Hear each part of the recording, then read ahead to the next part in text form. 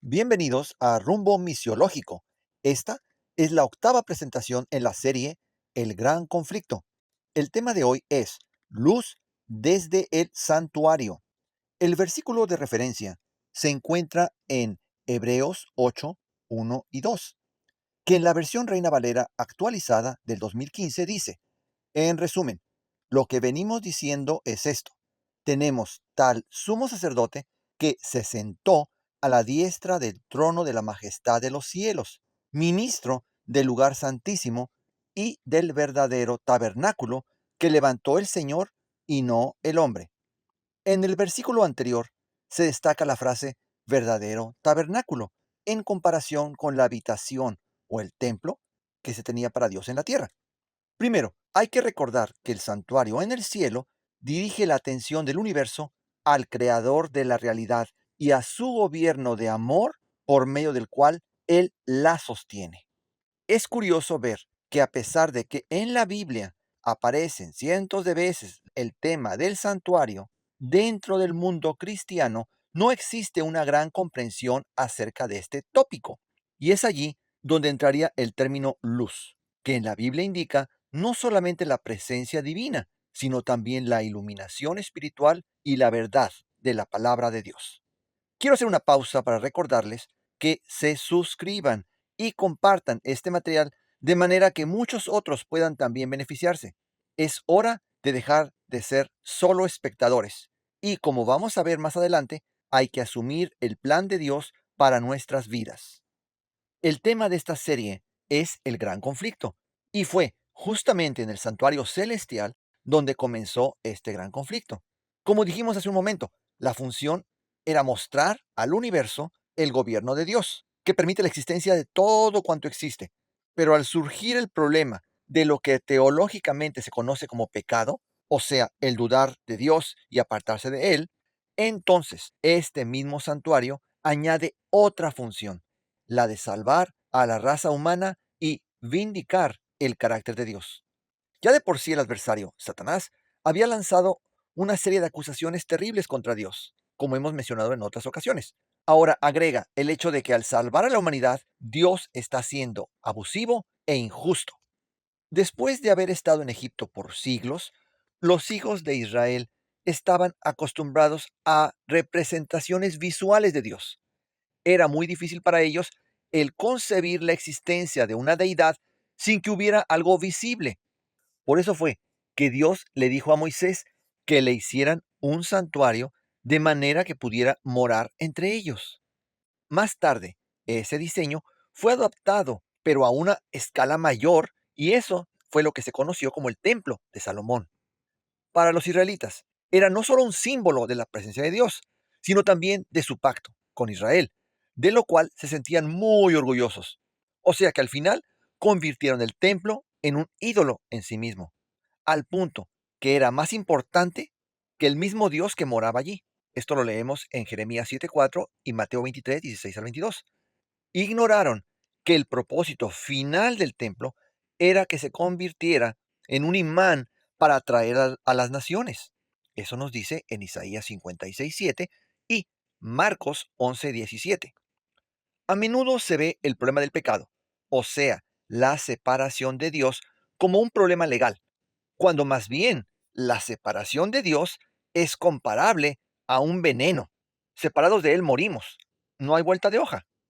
Al mismo tiempo, si limitamos el propósito del santuario mayormente a la salvación nuestra, entonces nos obsesionamos con qué es lo que me va a pasar a mí o a nosotros. Tal razonamiento distorsiona nuestra comprensión del verdadero problema del universo. Por eso, la Biblia nos proporciona una visión más amplia. No podemos perder de vista el hecho de que antes de que el carácter de Dios fuera atacado, fue mal entendido. Por eso, necesitamos tener bien claro que la función del santuario es mucho más que solamente nuestra salvación. Tiene que ver con la vindicación del carácter de Dios. Podemos decir que el santuario se divide en tres partes. La primera, el atrio, o sea, lo que está alrededor del edificio. La segunda, el lugar santo. Y la tercera, el lugar santísimo. que es en donde se encontraba el arca del pacto, la cual representaba el trono de Dios y en donde reposaba su presencia, la Shekinah. En el lugar santo estaba la mesa con los panes de la proposición, el altar del incienso y el menora, o sea, un candelabro judío que alumbraba el lugar. En el atrio se encontraba primero el altar del holocausto, donde se traía la ofrenda, y una pila, una fuente de bronce. Cuando el adorador traía su ofrenda, mostraba su confianza en el perdón de Dios, apuntando a Jesús, el Cordero.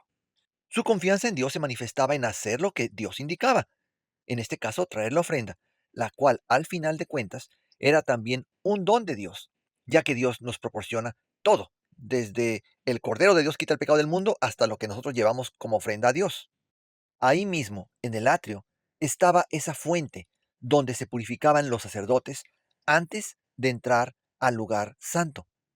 Es importante destacar que nosotros, cuando aceptamos el sacrificio de Jesús en nuestro favor, somos justificados, o sea, hechos rectos delante de Dios. Comenzamos el camino de regreso a Él y también somos bautizados, o sea, purificados. Nos sumergimos en el carácter del Padre, del Hijo y del Espíritu Santo. Esto continúa en el lugar santo, a través de una vida dedicada a Dios, en la cual nos alimentamos diariamente de su palabra. Nos mantenemos orando en estrecha relación con Él y, como el tercer artículo del lugar santo, brillamos para Él, iluminamos al mundo con la gloria de Dios. Por eso es que la vida del cristiano no consiste en bautizarse y venir a sentarse a la iglesia. Si estamos viviendo en santidad, los tres elementos, alimentarse diariamente de la palabra de Dios, mantenernos en comunicación con nuestro Padre Celestial e iluminar al mundo reflejando el carácter de Jesús, los tres aspectos constituyen la vida cristiana. No es solamente uno o dos de ellos, sino que los tres tienen que estar presentes. Como hemos estudiado en otras series de este mismo canal, cuando Dios llamó a su pueblo a salir de Babilonia, solamente una pequeña parte regresó a Jerusalén. Años más tarde, se reedificó el segundo templo, que era más pequeño, además de que el lugar santísimo ahora era un cuarto vacío. El arca del pacto había desaparecido. La Biblia ya no habla nada al respecto. Fue entonces cuando se establecieron las sinagogas, la idea de poder adorar a Dios en pequeños templos.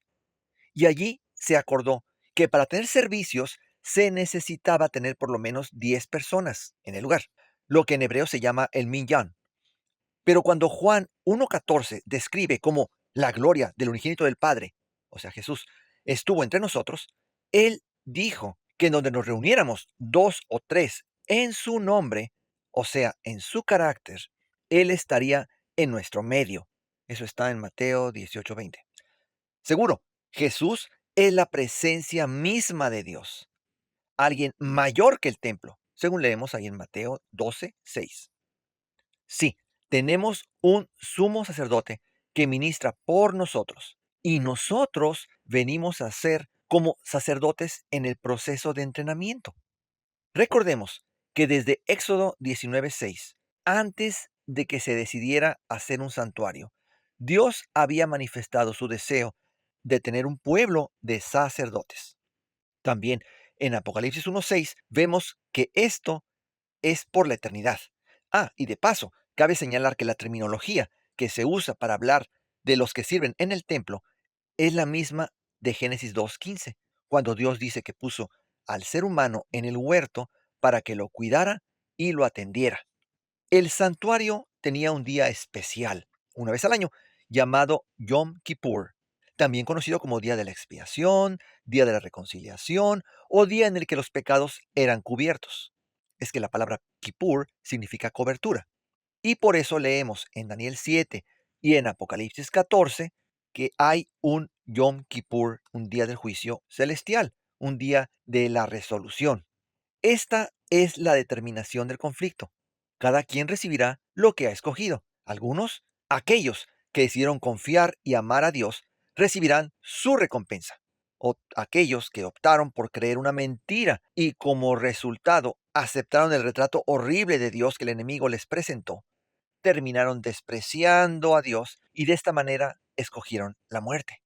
Es por eso que el maligno no desea que la gente se entere de la oferta de Dios, porque al conocer a Dios se desenmascaran sus mentiras. Dios ha esperado pacientemente que el acusador muestre la clase de gobierno que propone para el universo. Una vez que todas estas pruebas han sido presentadas, se lleva a cabo esta determinación, la cual comprueba al final que Dios es quien dice ser y no quien el enemigo ha dicho que es.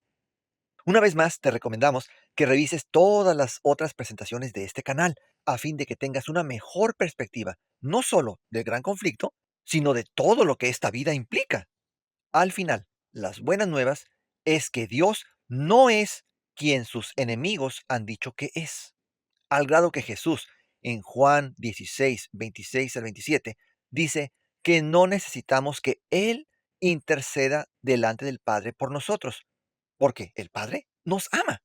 Entonces, ¿por qué es que allí en la primera carta de Juan, capítulo 2, versículo 1, leemos que si pecamos, tenemos abogado para con el Padre? ¿Por qué? Si el Padre nos ama, necesitamos un abogado. Primero hay que determinar quién es el que realmente está contra nosotros. No es Dios, sino el enemigo de Dios, el que nos acusa constantemente día y noche. Por ejemplo, si miramos en Zacarías 3, ¿quién acusa a Josué, el sumo sacerdote? ¿Quién le defiende? Si vamos al libro de Job, ¿quién está acusando? ¿Quién le está defendiendo? Nuestro enemigo es el enemigo de Dios. Por eso es que necesitamos un abogado. ¿Necesitamos que este abogado nos represente delante de Dios? No, porque Dios es nuestro amigo, tal y como lo es Jesús y el Espíritu Santo. Pero nuestros futuros vecinos y amigos, los habitantes del universo, pueden no estar tan convencidos acerca de nosotros. Al final, ellos no pueden leer los corazones como Dios lo hace.